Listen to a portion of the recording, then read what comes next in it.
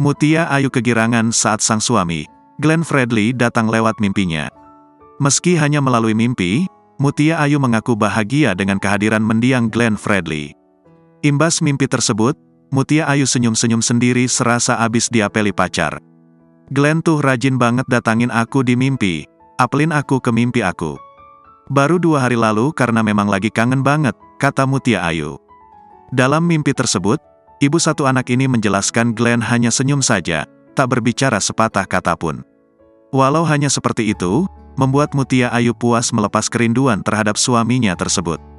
Kebetulan juga sore itu pulang ziarah dari makam Glenn seperti biasa. Malamnya, dia datang lagi dengan senyumnya yang ciri khas, ujar Mutia Ayu.